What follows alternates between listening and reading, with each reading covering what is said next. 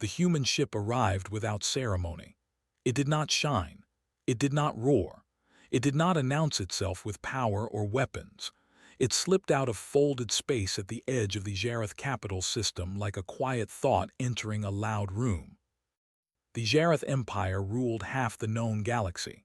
Its capital world, Tharkal, was wrapped in rings of war stations, defense moons, and fleets so vast they blocked the stars. Every species that saw those defenses understood one truth: resistance was useless. When the small human ship was detected, the sensors marked it as outdated, lightly armored, and almost laughable. The admirals watching the screens laughed. "A relic," one of them said, "barely spaceworthy." Another leaned back in his throne seat. "Humans still exist." "I thought they were extinct." The ship sent a single request: diplomatic audience. No threats, no demands. The court approved the landing out of boredom. Inside the grand hall of Dominion, thousands gathered. The chamber was carved from black crystal and living metal. Pillars stretched higher than mountains. The air shimmered with energy fields and the hum of power. At the far end, upon a throne grown from ancient biotech, sat the alien queen of Jareth. She had ruled for over 600 years. She had crushed rebellions, erased civilizations, and broken gods worshipped by lesser species. Her presence alone could cause fear responses in most beings. She waited, disinterested. The massive doors opened. A single figure walked in. He was human, no armor, no visible weapons, no guards. He wore simple dark clothing, worn but clean. His hair was dark, touched with gray. His steps were calm, steady, and slow. He did not bow, he did not rush. He walked as if the room belonged to him. Whispers spread like fire. "That's it. One human. Is this a joke?" The human stopped several meters from the throne. He stood with his hands at his sides and looked up at the queen. And then everything changed. The alien queen's eyes widened. Her breathing stopped. Her powerful body stiffened as if struck by an invisible force. The color drained from her skin. For a long moment the hall was silent. Then the queen trembled, not in anger, in fear. Her claws tightened around the throne's arms hard enough to crack living metal.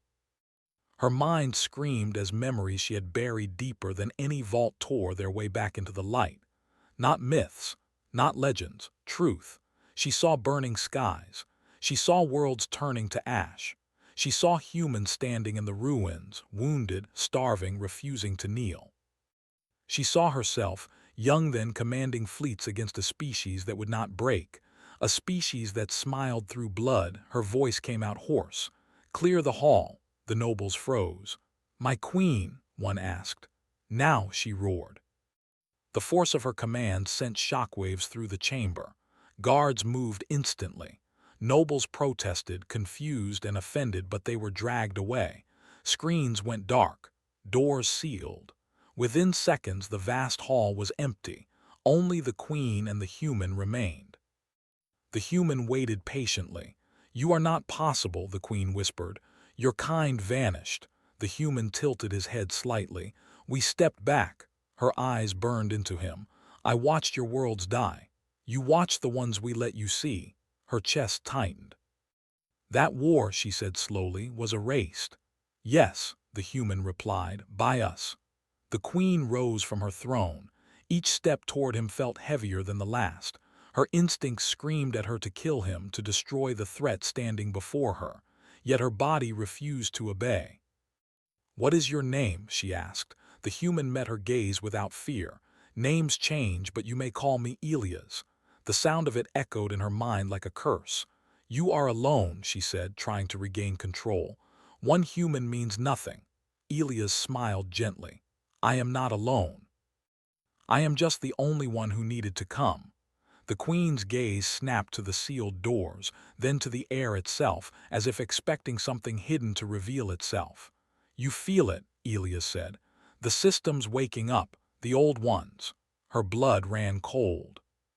Across the capital world, ancient structures buried beneath cities began to hum. Power grids shifted. Silent machines, older than the empire itself, recognized a signal they had waited for. The queen staggered back a step. "You left watchers," she whispered.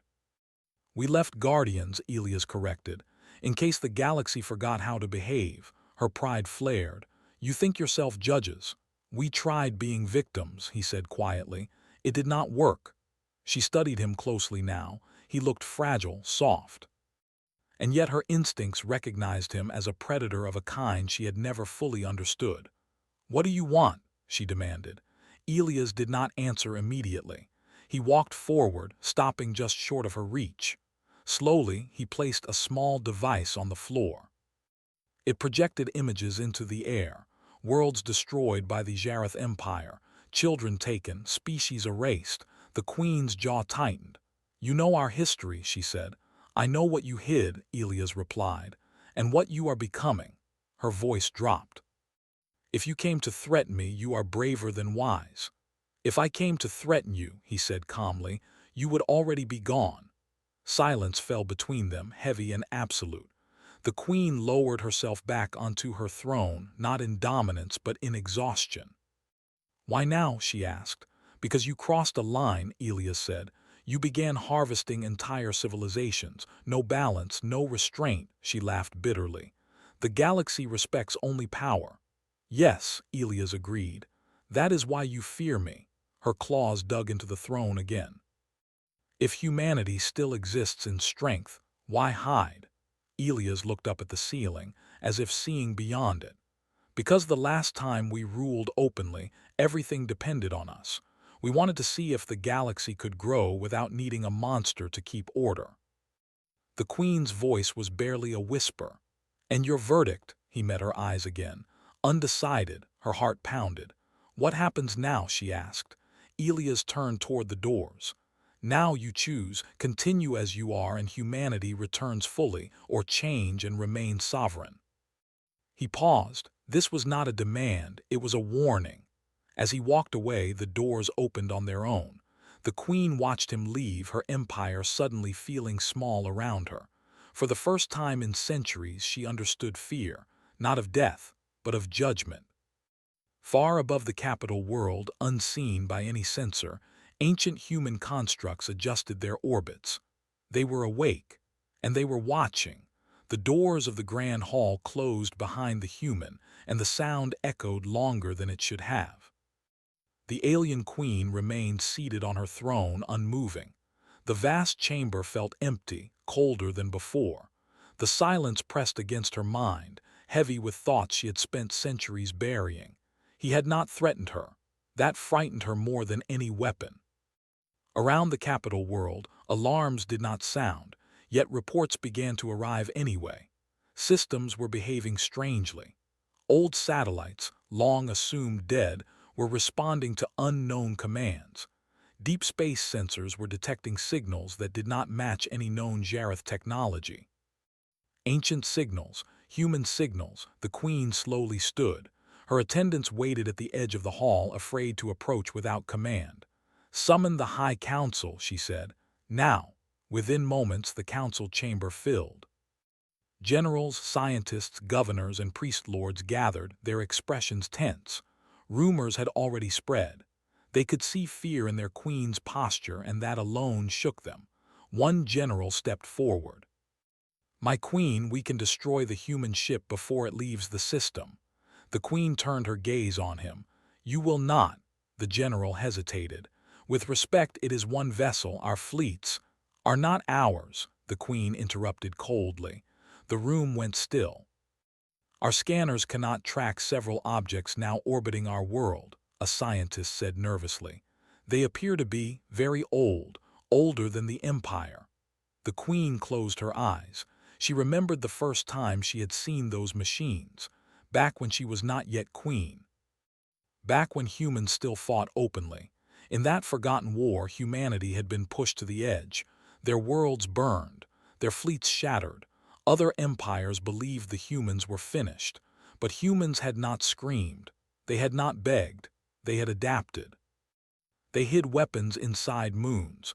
They built machines that could sleep for thousands of years. They taught their systems to wait, to listen, to recognize one signal only: the human voice. "Where is the envoy now?" the Queen asked. "He has departed the capital," a guard replied. "But his ship remains in orbit," the Queen's claws flexed. "He wants us to panic. He wants us to think," she corrected herself. Across the Empire, news spread, not official announcements but whispers. Soldiers spoke of systems they could not control. Pilots reported navigation shifts that corrected themselves without input. A few warships found their weapons temporarily offline, then restored, as if to remind them of something. Fear crept through the mighty empire like a silent disease. Meanwhile, Elias stood alone inside his ship. It was quiet, almost empty. No crew walked its halls. No voices answered his commands. The ship did not need them. He looked at a holographic display showing the capital world below. "They noticed," he said softly. A calm, neutral voice answered. "Probability of compliance, uncertain." Elias smiled faintly. "They always hesitate first." On the planet, the Queen convened a private meeting with her oldest advisor, a being who had survived the ancient war as well. "You remember," she said. The advisor nodded slowly. "I remember humans laughing while bleeding." The Queen's voice shook. "Why did we let ourselves forget?" "Because forgetting was easier than admitting fear," the advisor replied. Days passed. The human ship remained. It did not move. It did not threaten. It simply waited. The Queen reviewed ancient archives sealed by her predecessors, records marked forbidden, images blurred by intentional corruption, humans rescuing alien civilians during bombardments, humans refusing to execute prisoners, humans offering surrender terms that other empires laughed at, and then humans disappearing, not destroyed, gone. The Queen felt something unfamiliar tighten in her chest, regret. At the same time, factions within the empire grew restless. Some nobles whispered that the Queen had grown weak. Others demanded action before humanity struck first. A young warlord rose among them, charismatic and reckless. "The Queen fears ghosts," he declared publicly. "There is no human empire, only one old man in a broken ship." He rallied fleets loyal to him. The Queen knew what this meant, civil war. She summoned the warlord to the capital. He arrived confident, armored, surrounded by guards. He bowed only slightly. "You challenge my authority," the Queen said calmly. "I challenge fear," he replied. "Give the order and I will erase that ship." The Queen studied him for a long moment. Then she said, "Do it." The warlord froze. "My Queen." "You want proof," she said. "You will have it." The warlord smiled and turned to leave. Within minutes, his fleet powered weapons and targeted the human ship. On Elias' display, warning symbols appeared. "Hostile action detected," the ship's voice said. Elias did not move. "Limit response. No casualties." Energy lanced toward the human vessel. The shot never arrived. Space folded slightly, barely visible, and the beam vanished as if swallowed by nothing. The warlord's ships lost power, not violently, not explosively. They simply stopped, drifting, silent, crew alive, unharmed but helpless. Across the Empire, every screen lit up with the same message. A single line of human text, translated instantly into thousands of languages. "Enough!" The warlord screamed orders that went unanswered. His fleet hung in space like toys dropped by a bored child. The Queen watched from her chamber, heart pounding. Elias opened a channel. His face appeared before the warlord. "You wanted proof," Elias said gently. "This is restraint." The channel closed. Power slowly returned to the ships. Systems rebooted. Weapons remained locked. The warlord returned to the capital in silence. He did not speak again. The Queen dismissed him from command. No one protested. That night, the Queen stood alone on a balcony overlooking her city. Lights stretched to the horizon. Once she had looked upon this view with pride alone. Now she felt weight. She activated a private channel. "Elias," she said. He appeared almost instantly. "You made your point," she said. "My empire is afraid." "That was not my goal," he replied. "Understanding was." She hesitated. If humanity returns, will you rule us? Elias shook his head. We do not want thrones. Then why intervene at all? Because power without conscience destroys everything, he said. We learned that lesson the hard way. The queen closed her eyes. What do you want from me? She asked again. Elias leaned closer to the projection. Change, protect instead of harvest, lead instead of dominate. And if I fail, his expression hardened just a little, then the galaxy will be protected from you. The line went silent.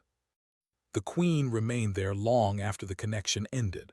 For the first time in her long reign, she understood that true power was not taken. It was allowed. And humanity was allowing her one last chance. The Empire did not sleep. Across thousands of systems, something invisible had changed. The Jareth Empire still looked strong from the outside, but inside, doubt spread quietly. Soldiers followed orders, but their confidence was cracked. Admirals checked their systems twice, then 3 times, unsure if what they commanded truly obeyed them anymore. The alien queen felt it more than anyone. She sat in the private chamber beneath her throne, surrounded by holographic stars. Every light represented a system under her rule. For centuries, she had felt absolute control when she looked at this map. Now the lights felt fragile. Her advisor stood beside her, silent. They are watching us, the queen said softly. Yes, the advisor replied. And not just humans, she turned. Explain. When the human signal awakened the old machines, the advisor said, other empires noticed. Long-range sensors detected changes they cannot explain. The queen closed her eyes. So fear spreads. Yes. Fear had once been her greatest weapon. Now it was no longer hers alone. In orbit, Elia's ship remained still. It had not moved since the failed attack. To the Empire, it felt like a blade resting on the neck, not cutting, not withdrawing. Inside the ship, Elia stood before a projection of the galaxy. New markers blinked into existence, foreign fleets repositioning, borders tightening, secret communications lighting up space. They are gathering, the ship's voice said. They always do, Elias answered. Elsewhere, far from the capital, a secret meeting took place. Representatives of powerful noble houses gathered in a hidden station beyond normal sensor range. Their faces were tense, voices sharp with anger. The queen hesitates, one said. That alone proves weakness. She allowed a human to humiliate us, another hissed. A third leaned forward. Then we remove her. The plan was simple, old, effective. A controlled coup. They would blame the humans, declare the queen compromised, restore strength through force. They did not know they were already known. Human systems listened quietly, not interfering, only recording. On the capital world, the queen felt something strange, an itch in her instincts, a pressure behind her thoughts. She summoned her advisor again. Something is moving, she said. Yes, the advisor replied, but not openly, the queen stood. Then we expose it. She ordered a public assembly. Across the empire, screens activated. Citizens, soldiers, nobles, all saw the queen standing alone, without guards, without armor. Her voice carried calm authority. For centuries, she said, we ruled through fear. We told ourselves it was strength. We were wrong. Gasps spread. She continued. There are those among you who wish to return to old ways, to silence change with violence. Some nobles stiffened. I will not allow it, the queen said, not because I fear humanity, but because I fear what we become without restraint. That night, the coup began anyway. Power grids failed in sections of the capital. Communication towers went dark. Loyalist guards were attacked from within. The queen was escorted to a secure chamber as explosions echoed in distant districts. They move faster than expected, her advisor said. Yes, the queen replied grimly, because they are afraid. She activated a private channel. Elias, she said. He answered immediately. They have begun, she said. I know, he replied. Do you want intervention? The queen hesitated. Once she would have accepted without question. Now she looked at the burning city through a holographic window. No, she said, not yet.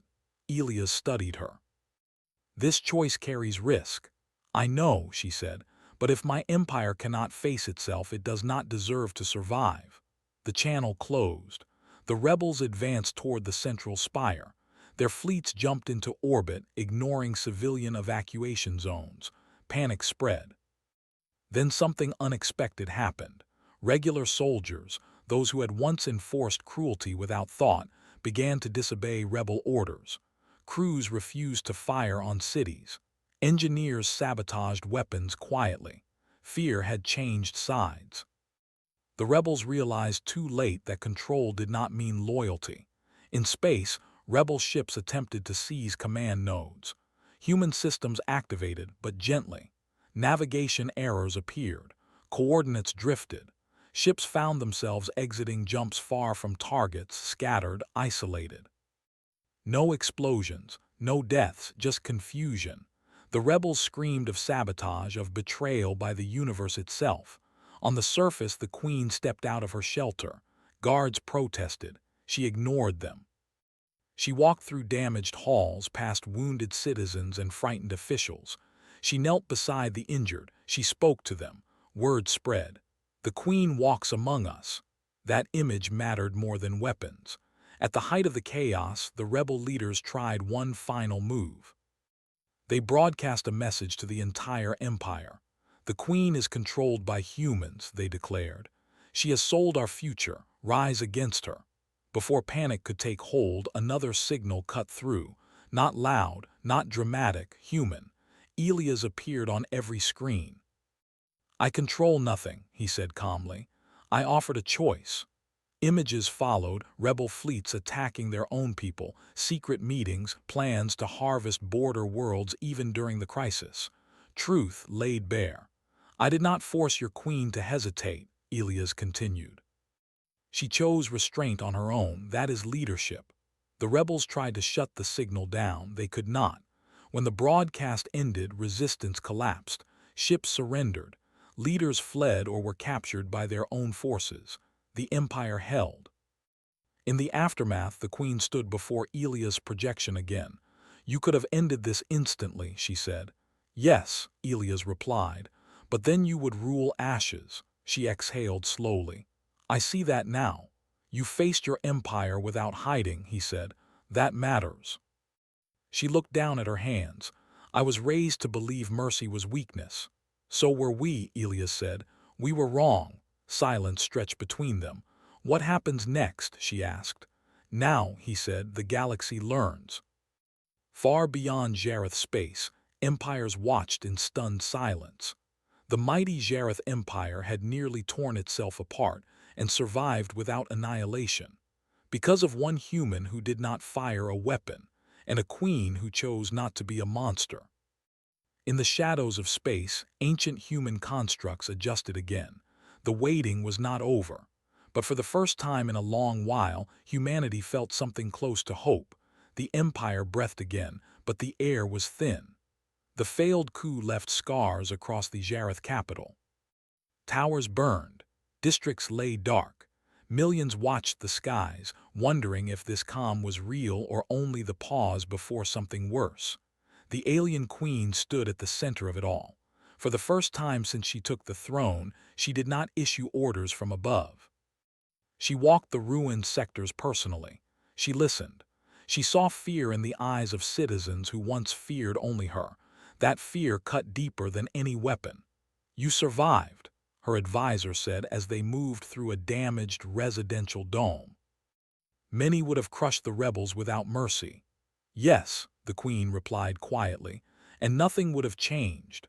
Across the galaxy, reactions came fast. Neighboring empires sent probes, observers. Some sent quiet messages of support. Others prepared fleets, unsure whether the humans would soon move openly. Old alliances shifted. Old enemies reconsidered. Humanity had not returned with fire. That frightened everyone more. In orbit, Elias' ship finally moved. It did not leave. It repositioned. A symbolic act, but a powerful one. It moved closer to the capital world, visible to the naked eye as a faint light in the sky. A reminder. Inside the Queen's council chamber, tensions rose again. Some counselors argued for immediate reforms. Others feared appearing weak to rival empires. If we change too quickly, one warned, they will smell blood. If we do not change, another replied, we invite judgment. The queen listened in silence. Then she spoke. We will change openly, she said. And we will accept the risk. The chamber erupted. You gamble our survival, a noble shouted. No, the queen said calmly. I gamble my throne. That silenced them. She issued new decrees. Forced resource harvesting ended. Border worlds were given autonomy. Military fleets were reassigned from conquest to defense and relief. For the first time in Jareth history, surrendering civilizations were offered protection instead of erasure. The galaxy watched in disbelief. Not everyone accepted it. At the edge of the empire, a powerful neighboring coalition decided to test the rumors. They moved fleets toward a former Jareth border world, one recently freed. The message was clear. Weakness invites predators.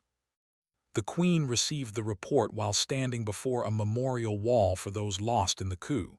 Her advisor waited for anger. It did not come. Notify Elias, the queen said. Moments later, his image appeared. They are testing you, he said. Yes, the queen replied. And I will not answer with slaughter. Elias studied her. Then this will be difficult. I know, she said, but necessary. The coalition fleets crossed the border. Jareth defense fleets moved to intercept but held position. The galaxy held its breath. Then something new happened. Human signals spread through space, visible now to advanced sensors. Not weapons. Information. The attacking coalition systems began receiving data, proof of their secret crimes, broken treaties, erased species. Their own past exposed. Their fleets slowed. Commanders argued. Orders conflicted. Morale fractured. Still, some pushed forward. At that moment, Jareth relief ships arrived, not armed for war but filled with supplies and medical units. They positioned themselves between the coalition and the border world. The message was unmistakable. We protect. The coalition hesitated.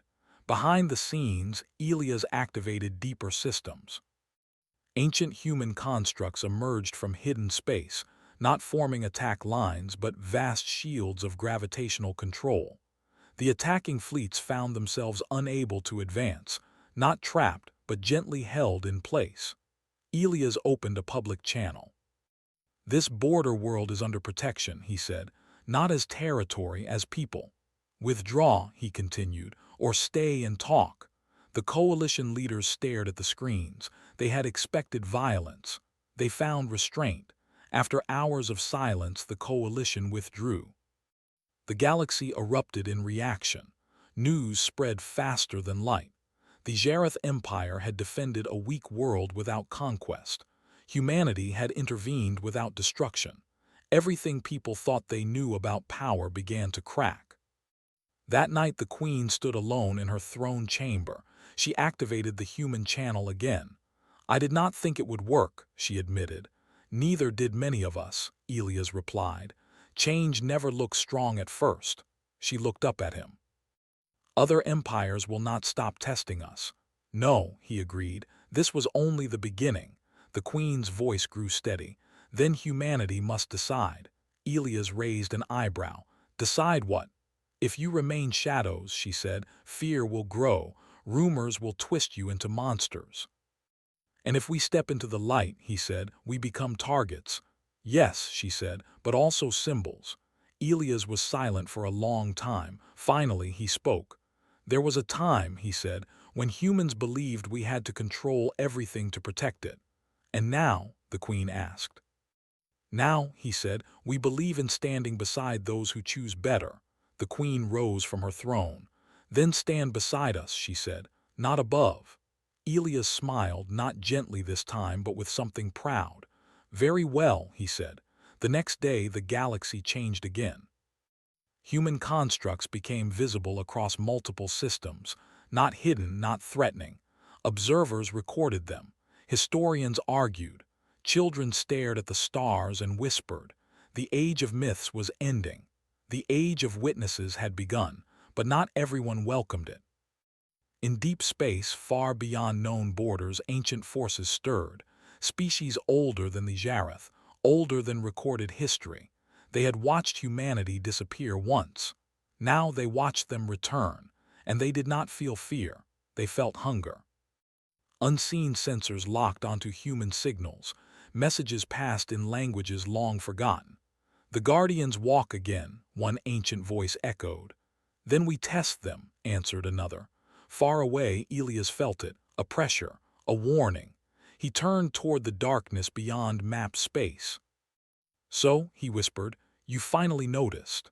Behind him, the alien queen stood tall, her empire no longer built only on fear. Ahead of them, the galaxy waited. Judgment was no longer one-sided, and the hardest test was still to come. The galaxy had never felt so quiet.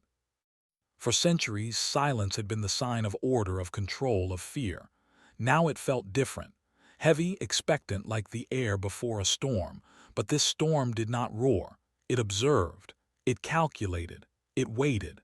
The alien queen stood on the balcony of her rebuilt palace. Below, the capital world of Tharkal pulsed with life once more. Districts that had burned during the coup were restored. Citizens who had fled returned. Ships patrolled the skies, not weapons of oppression, but vessels carrying trade, medical aid, and explorers. The queen had changed the face of her empire in mere months, guided by the lessons Elias had shown her. She had been forced to confront herself, her pride, and her fears. Each choice had been a test, and she had survived. The empire had survived. But she knew the galaxy would continue to test her, and it would be harder now. Elias' ship hovered in orbit. It had not entered the atmosphere, but its presence alone sent a signal. Humanity was watching, not to dominate, but to witness, to ensure balance. The queen activated a private channel. Elias' face appeared, calm as always. "You have done well," he said. "I have done what was necessary," she replied. "But this is only the beginning, isn't it?"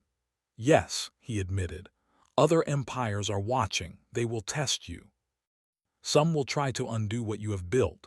The queen clenched her claws, a flicker of her old self. "Then we face them, not with fear, not with destruction, but with strength they cannot understand." Elias studied her carefully. Strength measured by restraint. That is true power. Remember it. Below, the capital world buzzed with new energy. Citizens began to rebuild not only their homes but also their trust in leadership. The queen walked among them freely, her presence no longer feared but respected. Children ran past her laughing. Soldiers saluted not because of fear, but because they believed in the empire's new path. Across the galaxy, the ripple of change spread. Systems that had been quietly watching the Jareth Empire saw the proof that a mighty power could change without collapsing. They began to rethink old grudges, old wars, and old ambitions, but not all welcomed it. Deep in uncharted space, an ancient species stirred. They had watched humanity disappear thousands of years ago, thinking that the species was gone forever. Their pride had been wounded when humans had vanished so completely, leaving only legends and myths. Now, they sensed the humans' return, not in numbers, not in armies, but in subtle influence and unseen power.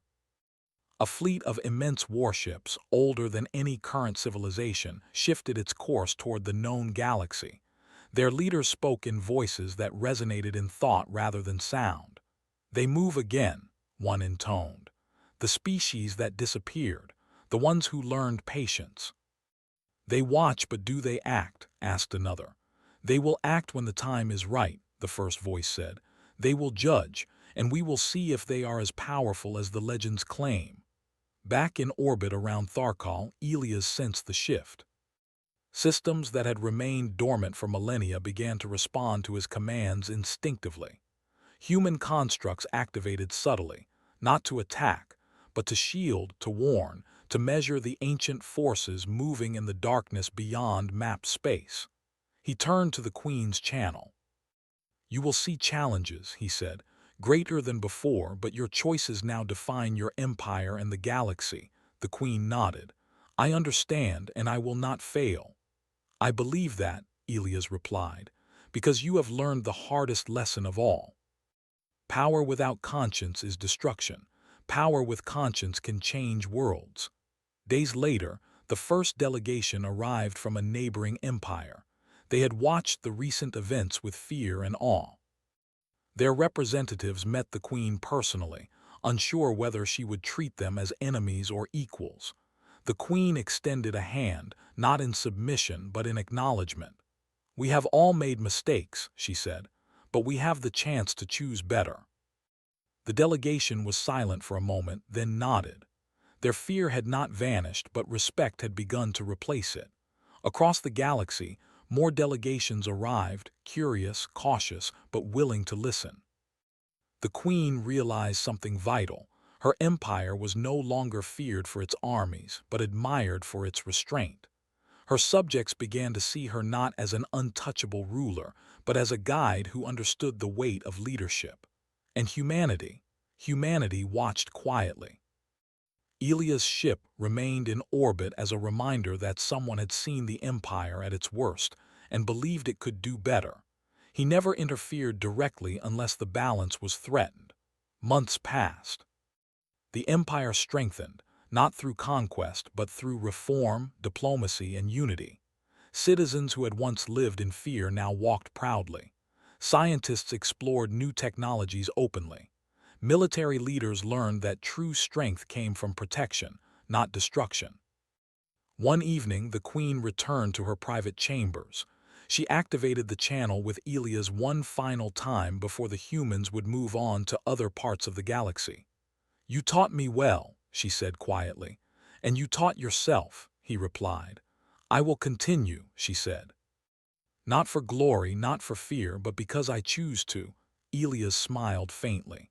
"Then the galaxy has hope, the Jareth Empire has hope, and humanity has fulfilled its promise, not through domination but through guidance." She looked down at the lights of the capital world. For the first time in her life, she did not feel alone in the universe. "You will leave now?" she asked. "Soon," Elias replied. "But the story is no longer mine to write. It is yours and the galaxy's." As the human ship slowly disappeared into folded space, the queen felt a strange mixture of relief and anticipation. Challenges would come, as they always did. But now, she understood that facing them with conscience and wisdom could change everything. Beyond the known galaxy, the ancient species continued their silent watch. They studied humanity's movements, measured their restraint, and considered the consequences. They had underestimated humans once, never again. And in quiet corners of space, unseen constructs, hidden for millennia, shifted, adjusting, preparing. Humanity's return was subtle, but it was undeniable. The universe had felt their absence, and now it felt their presence, not as conquerors but as guardians. The queen stood alone on her balcony looking at the stars. Somewhere out there, humanity waited, and the galaxy, once dominated by fear and chaos, had begun to change. She whispered softly, almost to herself, "Thank you for showing me the way." And the stars seemed to answer, silent, patient, but full of promise. The age of fear had ended. The age of understanding had begun, and humanity, as always, watched.